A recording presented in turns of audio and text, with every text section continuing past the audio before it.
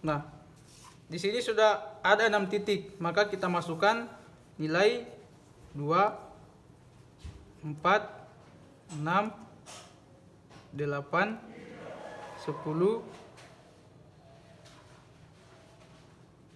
12. Nah, begitupun di sebelah sini kita masukkan angka dan dengan interval yang sama.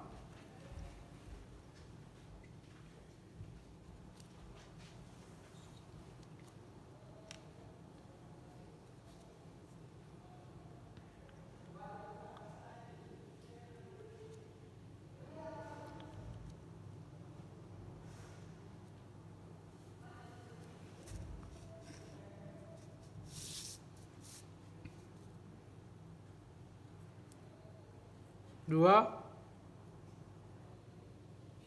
4, 6, 8, 10, 12.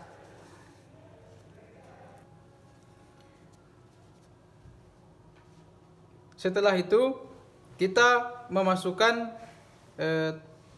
tabel turus ke diagram kipas dengan melihat interval 0 sampai 10 dengan frekuensi 9. Nah, di sini interval northeast 0 sampai 10 dan 9 dan frekuensinya 9. Jadi kita hitung dari sini 2, 4, 6, 8, 9. Kira-kira di sini.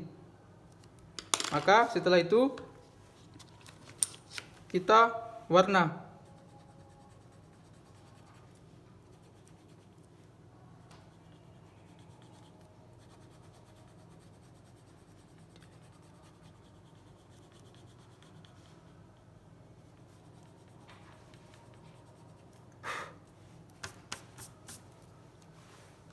Nah, berikutnya lagi kita lihat pada interval 11 sampai 20 dengan frekuensi 8. Nah, ini adalah interval 10 sampai 20. Nah, maka kita hitung dari 0, 0, 2, 4, 6, 8. Nah, kita warna dengan warna yang berbeda.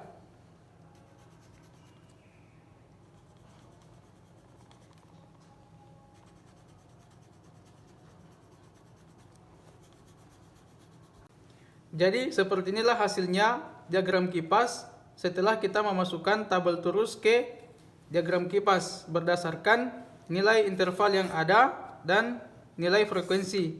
Kita gunakan warna yang berbeda-beda di setiap interval. Untuk selanjutnya kita akan menentukan titik pol untuk analisis longsoran. Sedangkan garis kecil-kecil ini atau yang tipis ini memiliki nilai atau interval 2 setiap kotaknya. Berikutnya kita akan menentukan strike dip. Data pertama yaitu strike 355 derajat dan dip 25 derajat. Maka di sini kita lihat 355.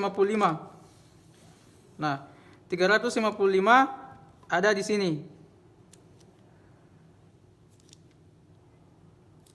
Nah, 350, 352, 54, 355 ada di sini. Nah, setelah itu kita lihat dipnya adalah 25 derajat. Maka kita hitung dari dalam, dari 0, 10, 20, 2, 22, 24, 25. Maka titiknya atau titik pol ada di sini. Di mana titik pol dan strike-nya itu membentuk garis lurus. Seperti ini. Dan dipnya dihitung dari titik tengah 0, 10, 20, 25. Nah, kita coba lihat contoh kedua. Di sini strike-nya 186 dan dipnya 24 derajat. Kita lihat pada polar net 186, 180, 182, 84, 186. Ada di sini 186 derajat. Kita lihat kembali dipnya 24 derajat. Kita hitung dari titik tengah 0, 10, 20, 22, 24. Nah, berarti titik polnya ada di sini. Kemudian berikutnya kita lihat contoh ketiga. 234 derajat dengan dip 16 derajat. Kita lihat kembali 236, 230, 232, 34, 36. Berarti 236 ada di sini. Nah, dengan dipnya 16 derajat, kita hitung kembali dari titik tengah 0, 10, 12, 14, 16. Maka titik polnya ada di sini. Begitu seterusnya sampai data ke 105 sesuai dengan jumlah data yang ada. Kita menentukan titik polnya.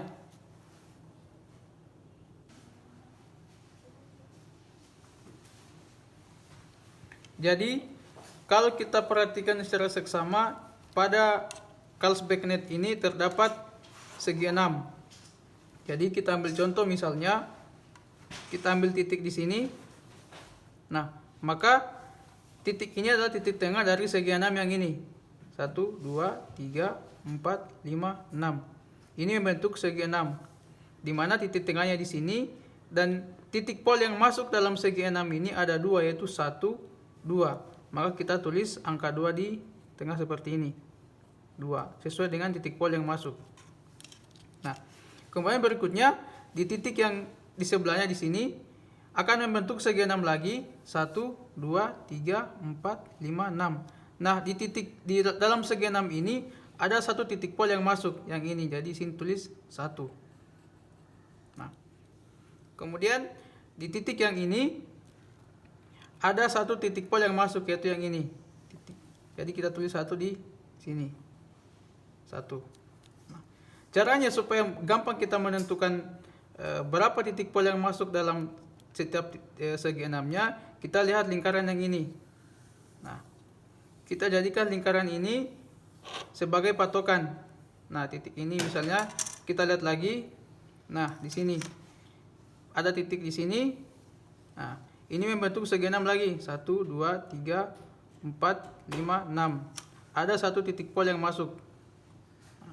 Begitu seterusnya sampai semua titik pol yang ada di sini itu masuk dalam segi 6 dan memiliki angka masing-masing.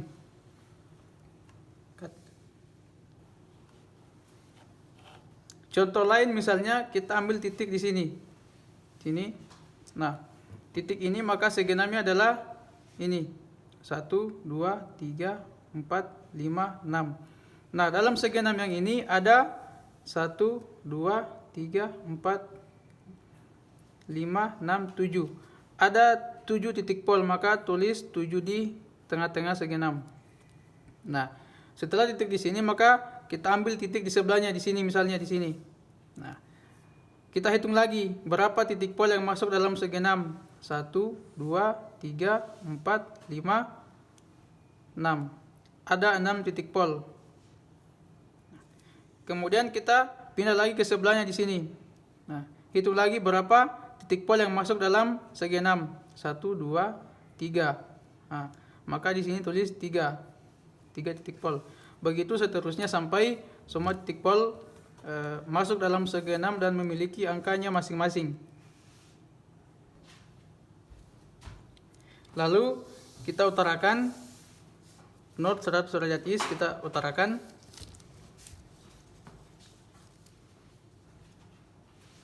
Kemudian kita menentukan dip, yaitu 56 derajat. Hitung dari East. 0, 10, 20, 30, 40, 50, 52, 54, 56. Maka di sini dipnya. Lalu kita buat kedudukannya, kita hubungkan mengikuti Smith-Net.